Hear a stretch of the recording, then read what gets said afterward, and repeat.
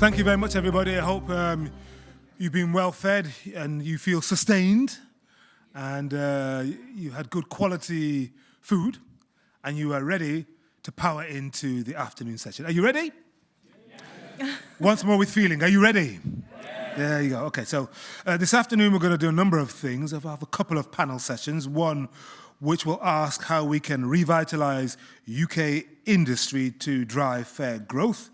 And then we'll ask some difficult, crunchy fiscal sessions, or fiscal questions, should I say. And then we'll ask how we pay for it all. And then we'll have a final keynote with Ed Miliband and a Q&A. But now you can see there's a wonderful woman on my left-hand side and your right.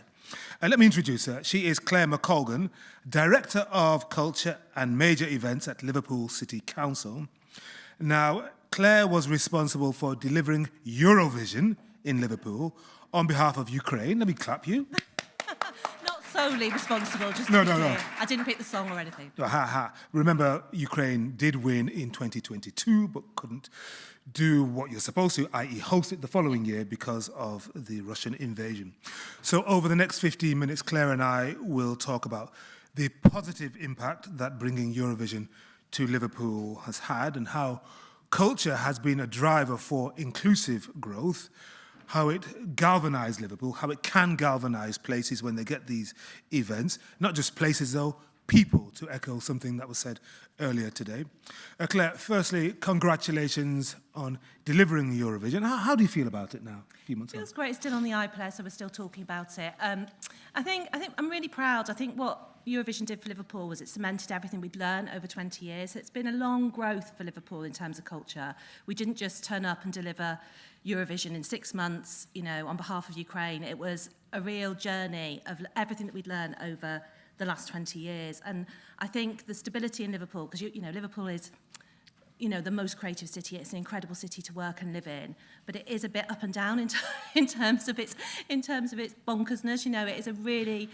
It's a cracker city. What does that mean? It means that Liverpool, unlike lots of cities, doesn't do this. It's always done this. It's a hugely passionate city, and it's a good city. If you talk to the BBC, for example, they'll talk about the audiences in Liverpool. They come out for everything. So for anyone of you that kind of saw the 2 weeks of Eurovision or anything we've ever done in terms of major events, it's not just the great and the good that come to these things. It is people from across the city. They embrace it, they welcome it, and they love it, and they believe in the power of culture. I mean, it's really rare. Liverpool has had huge amounts of austerity, 67% of our budget's been cut, but we've still invested in culture for the last 20 years and done it really, really well.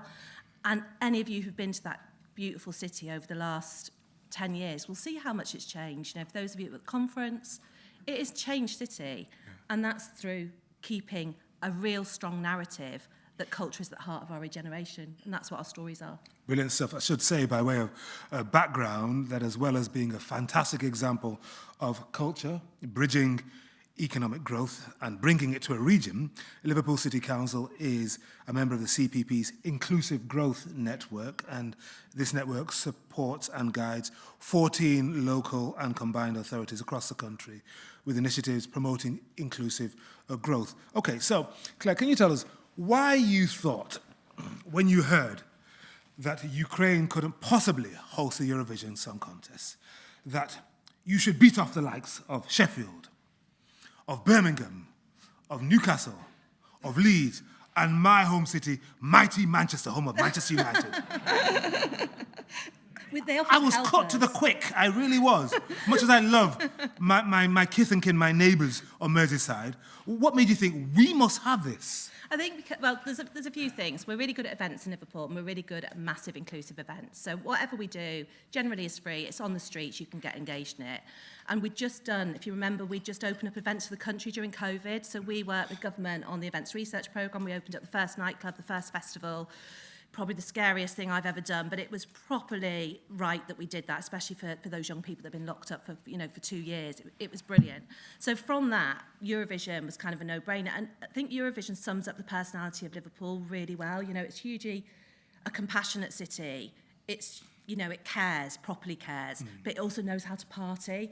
And because we were doing this on behalf of Ukraine, the actual getting the creative narrative right, so getting that narrative right that is about, you're dealing with a country at war, with artists who want to talk about that, in one of the most celebratory major events that you could possibly do, that is all about singing and dancing and having, you know, and brilliance. That was really, really hard and really tricky. And I think the way that Liverpool embraced that, it was much bigger than Eurovision. So Eurovision can come and go. Eurovision is a song contest. It is brilliant. It's a fantastic event.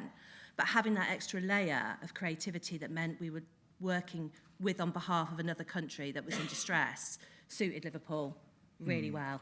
Manchester did offer to help us. I said no. So we're all right, thanks. We're fine. We will never be friends.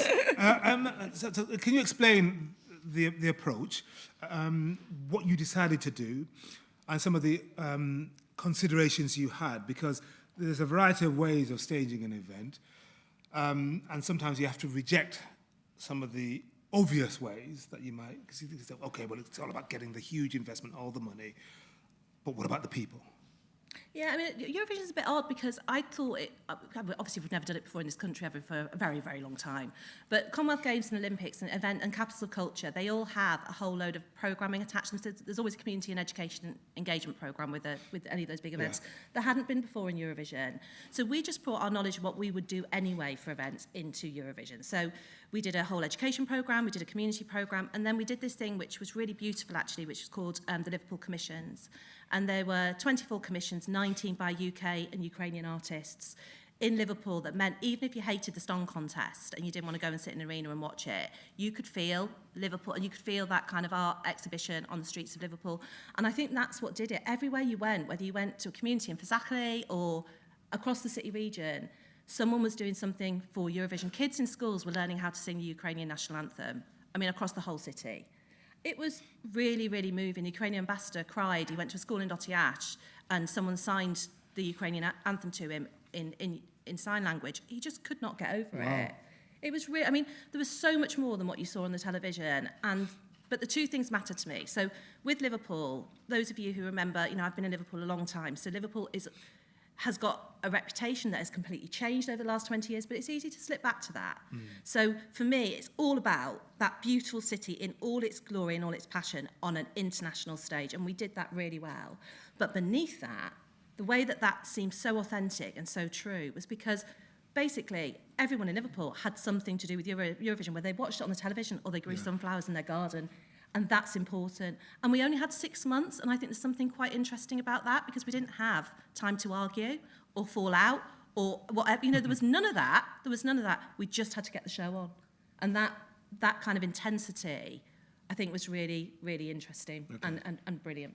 I've looked at your old website, and there's some amazing figures there. I think the headline one I can remember was, is it £54.8 million of activity generated, sort of thing. But lots of others, in terms of the numbers of people who came in to the city region from outside, came in from abroad, and people from the city who took part. But these big events can often be a flash in the pan. And for all the promises made at bid stage, you don't really see the long-term benefits to the local people. So how did you make sure that wouldn't be you? Well, I don't think it's odd with this one, because for me, that Eurovision is a stage in our journey. It's not the end of our journey. So we've done 20 years of major events, 20 years. So we started Capital of Culture, bid for Capital of Culture. We bought giants, we bought 3 ships. We do things in a really huge way in Liverpool, and this was the next stage in that. And after COVID, it's that moment where everyone went, there's that city again. You know, there it is, and it's beautiful. So the numbers are incredible, you know, the numbers are huge, but the bit that I'm most interested in that hasn't come out yet is how Liverpool hosting Eurovision, what that did for UK PLC, because, you know, this city showed itself to the world, and it was an ambassador. So how did that make people in Europe feel about us and all of that? So that's the bit of evaluation I'm really interested in. But I'm kind of past the stage of saying we have to prove everything around culture. Because anyone who's in Liverpool or comes to Liverpool can feel it and see it and touch. It's just got to be part of a story. So there will be legacy. You know, more people will come. That's fine. But the real legacy is what we do kind of how we start to change the narrative around Liverpool. That's what I'm thinking of at the moment. Sure, but I'm not really a Liverpool guy, I'm a Manchester guy, but I pop into your city every so often when there isn't a big match on. No, but you're only 35 miles to the west of us. I live in Brixton for the last 30 years, but I'm still, a Northwest guy. Just thinking about some of those areas that have been blighted for a long time, Toxteth, Croxteth, some of those places, Granby Street famously, the places that went up in flames back in 81, sort of thing. What about those places? How were they touched, if at all, by the juggernaut that is Eurovision, by your plans and what you did? Hugely. That's really? Because I think also, Liverpool at that point in time we've got 5 commissioners in, so we're under intervention. There was bad stories coming out of Liverpool all the time. Everyone who loves their place wants it to be known for something that is beautiful and great. So I live in Toxteth, so I planted some flowers. You live in Toxteth? I live in Toxteth. I planted sunflowers. We planted them in Prince's Park. We did events in Prince's Park. Schools across the whole city region got involved. But in Liverpool, it's different. It doesn't feel like that anymore. It doesn't feel like you have to fight that anymore. People want to come out and they want to celebrate and they want to show their city in how they know it feels and they know it is. So it was great. And so what would you say are the things that other cities could learn? Because cities are constantly bidding for things all the time. They are. Football matches, cultural events and whatever. What could they learn from your example? Because whenever they're putting their bids together, they always look at the more recent ones. I think that the key thing that we did was we just built on what we've known for 20 years. So you do a proper education plan and you do a proper community plan, but they're no less than what you put on the stage. Because we had the BBC doing the show in the arena. They did the most brilliant job. They will always do a brilliant job of putting a show on. The bit for us was to make sure the city kind of rose to that as well and that everyone felt in part of it. And my view on that is people will come. So I met people in the city during Eurovision who just come in to welcome other people. They just come in to feel part of it. What you mean, like games makers, volunteers? Yeah. But just all the families. And that's the sweet spot, really, when you get that sense of occasion and sense of passion that major events can generate within places that spill out and that people want to be part of it, even if they haven't got a ticket to the main show. And we had everything free. We had loads of free stuff happening as well, and that's important. But you can't miss it as well. I think you either go big or go home with events. Yeah. There's no point trying to... and we went really big with Eurovision. So let's look at some of the key indicators. So I mentioned the 54.8 million. Yeah. And you had 5 independent studies that looked at the impact, and that's all true. It's robust. Yeah. What about some of the hospitality sector, the nightclubs and all that? Can you tell us about that? Well, we did a kind of load of work with them as well, because again, we only had 6 months. So for the whole hospitality sector that was coming out of COVID, it was we just had to get it on. So, and they completely embraced it. The ones that did really well, ones that embraced it completely. So absolutely went for it. So did, Bucks Fizz parties and whatever, loads of different kind of random things. They're the ones that did really, really well. People who are a little bit sniffy about it probably didn't do quite as well, because why would you want to go somewhere that, when you're in Eurovision mode? But it went on for 2 weeks. Yeah. So they did exceptionally well. It's not a panacea for everything. We've got difficult times to come, haven't we? It's not going to solve everything, Eurovision. But what it did, it provided a really incredible light at the end of quite a dark winter. So, yeah. And what about kind of the supply chain, the small and medium-sized enterprises? I remember with London 2012, lots of SMEs in London were going, we've been locked out, we're not involved. The ones on the doorstep, of the stadium, etc., and all that infrastructure. A lot of them were complaining for a long time. We're not included. Yeah, we didn't have time to not do it. So all the supply chain, not all the supply chain, because obviously it's a national event and you bring people in from other places. Yeah, of course. But, lots of the bars, restaurants, the hotels, they all did really, really well. The independent coffee shops and the audience want to shop in places that are independent as well. It's quite an interesting audience, Eurovision. So all of that was really great. And the reports are robust. Amian did the economic report, but we've had one on well-being as well, which is hugely important, because it wasn't just about economics. Events aren't just about economics. They're also about how people feel about their place as well. I think was it Maya Angelou who said, people, you won't remember what somebody says, but you remember how they made you feel. Yeah, exactly. No, exactly. And Eurovision, for huge amounts of people in Liverpool, made them feel like they were part of some major, huge national moment that gave joy to millions. Fantastic. So what are you bidding for next? Well, I want to change the narrative around bidding because there are only so many bidding events that we can all compete against each other for. So I want to think about how we can grow our own. Okay. As the UK, we need to think about how we grow our own events and what's next in terms of that sphere, because everything's sport. And what is really brilliant about Eurovision is this was not a sporting event. Yeah. This was an arts event, actually. And we need to think about what we are doing as a country in terms of what's next for us, not what we're importing in all the time. On time and on budget. 5 seconds.